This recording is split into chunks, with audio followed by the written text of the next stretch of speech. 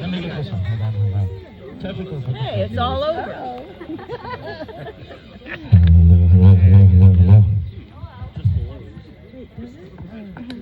Okay, that's good. All right, well, welcome.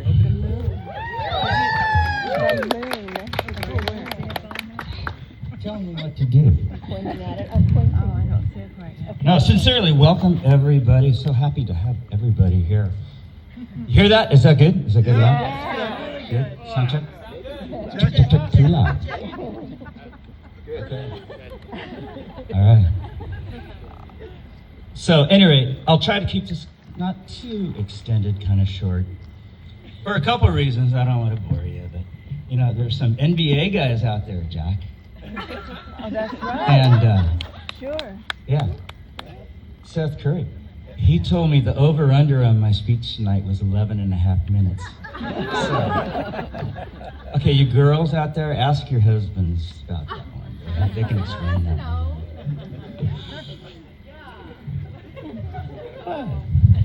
Tough room. So anyway, no, seriously, just love to have everybody here. And sorry about Santa Barbara and all that. I mean, and the weather. Yeah, bummer. Yeah. So anyway, there's some people that obviously I want to kind of point out, call out at the start of this all, especially on wonderful Annie's side here. I want to acknowledge her family, Liz, for being here. We're so happy that they're here. We're so honored to have them here, and hope that we have so many more occasions together in the future. And so, what I want to say, I'm going to read it. I should be able to do this without, but I'm going to read this. Chao Mung Den Bao Yan Din Chong Toi. Welcome to our family.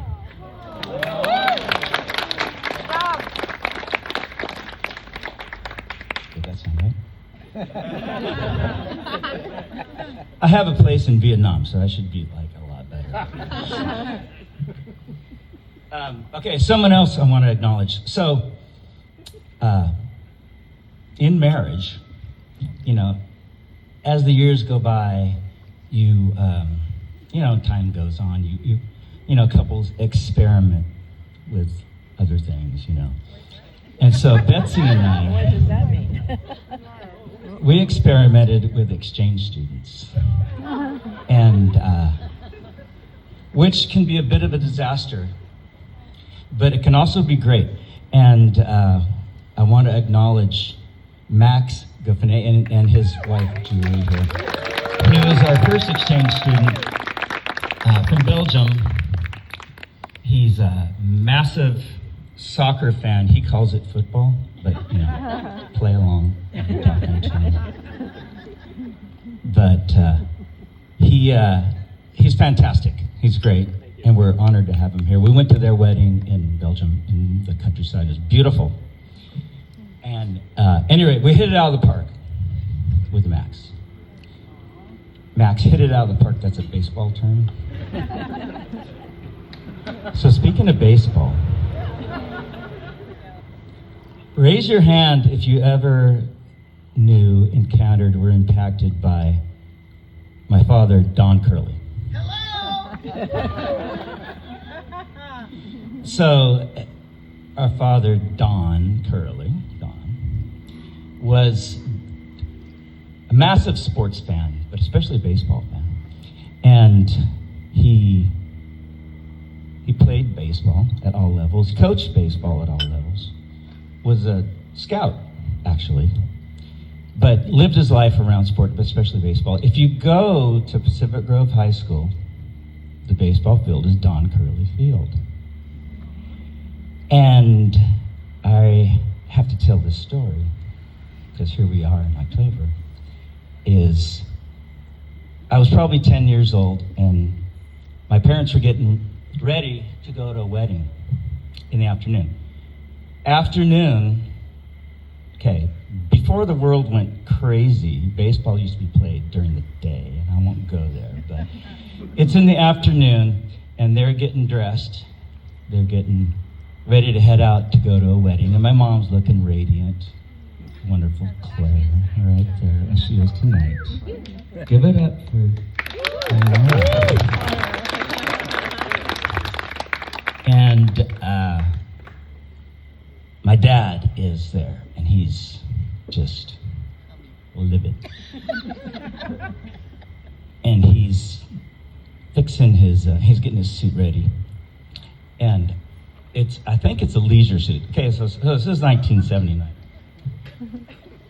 So he's getting his suit ready, and he's putting on his tie, and he just goes, anybody who gets married in October isn't a baseball fan. And I think everybody, basically all these Curleys, kind of knew the Don Curley rule, right? Until tonight, right? So, but the good news, even though there's a World Series going on, at least no team anybody cares about is playing, right? I mean, it's not like it's Diamondbacks or it's not the Giants, right?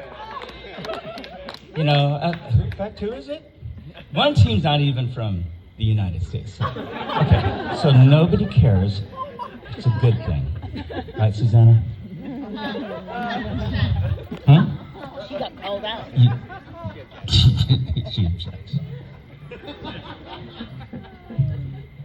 So, at any rate, and I say that, I'm not trying to shame this nice, wonderful couple here. I'm not trying to sports shame them. I'm not trying to say they're not baseball fans. None of that, you know. I'm just saying that this is kind of a teachable moment, right? As we move forward. Because they're going to have wonderful things happen to them in their life ahead. A child, children, maybe something that's just crazy as triplets. No, I don't know. It doesn't happen very often, but It's in the family. that's right. Dylan, are you worried? So, at any rate, as the self-proclaimed leader of the Arizona Curly, as the manager, baseball terms, of the Arizona Curly family for the 25-26 season and beyond, I kind of feel compelled to call out blackout dates. Like, got to make sure it doesn't happen on certain dates, right? So, you know. Anyway, just a few. Okay. Number one, final round of the Masters. Okay, yeah, everybody agrees, right?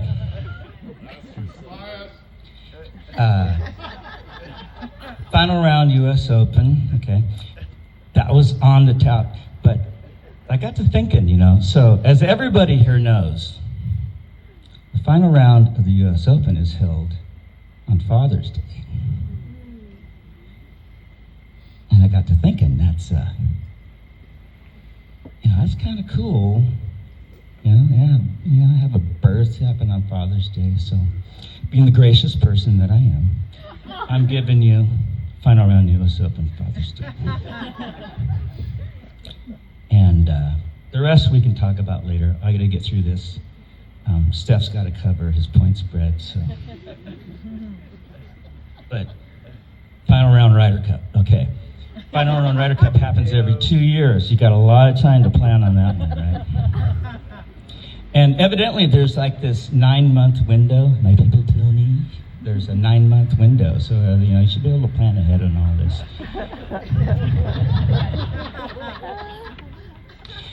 But another person who's not with us tonight from the Carver family is a character. He's awesome. A guy named Stuart Roop. Stuart Roop was this Homer Simpson-esque character with a beat big red face, and he was a music teacher. It's music and sports, the glues that hold the world together, that hold relationships together, music and sports. Massive avid fan of the Angels, and he'd come out for spring training. He would keep score at spring training games. He loved baseball so much. But we went out to dinner one time, and he said the most profound thing. He said, baseball is so simple, yet so complex. And, if you think about it, it's kind of like marriage. It's so simple, yet so complex. It's so simple. Anybody can get in the car, drive to Vegas, and get married. That's the easy part, right? That's the simple part. It's the ongoing relationship and trying to navigate the waters of marriage that is what it's all about. And I just got to thinking that, these two right here are just so well suited for each other and they have so many great qualities about themselves that I think it's just perfect. And I'm gonna go to Dylan first here. So it just seems like yesterday that Dylan was walking around the yard with nothing on but cowboy boots. Still might do that. But we don't need to go there.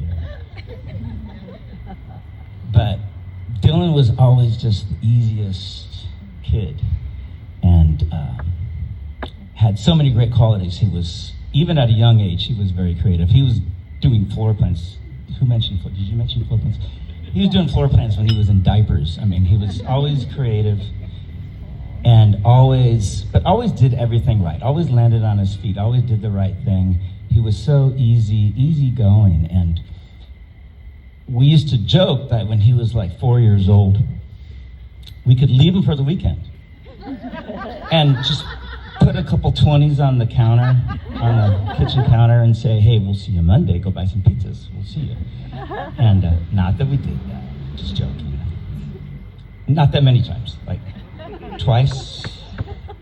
So anyway, but he's so chill, but still that nice blend of being creative.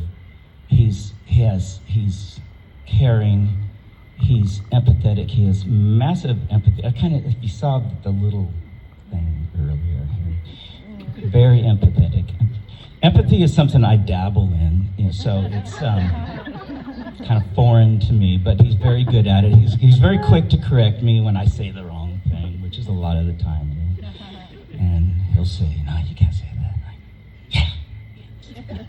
So, but I don't know if I've ever said this, I've never worried about doing it. I've never worried that he was going to do the right thing, come home on time, do this, do that, not crash the car. He's never been that way, but at the same time, he has a lot of energy and enthusiasm, and what you find in those people that are a little bit crazy who crash the car, but he has that perfect blend.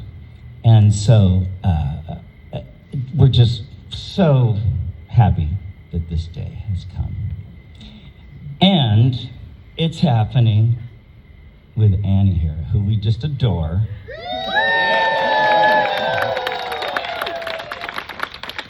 She's so wonderful and smart and caring, and I'm sure all those people that work with Annie, okay, she's so good at all that, the caring and the empathy, and but she's still very organized and on top of it, and she's beneath that exterior. There's a feisty little USC football fan, and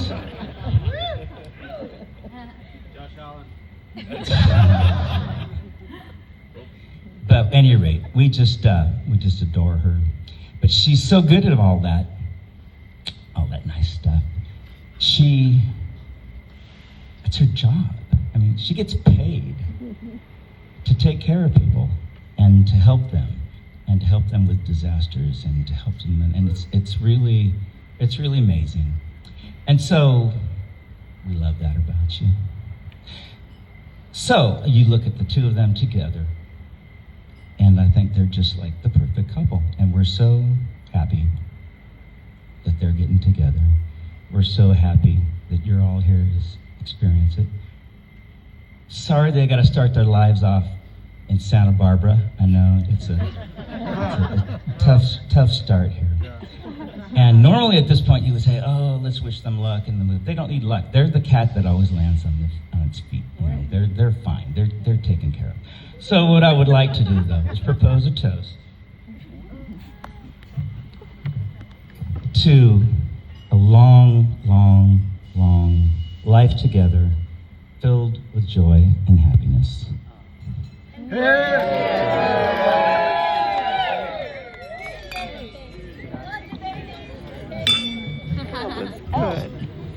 Betsy got that out.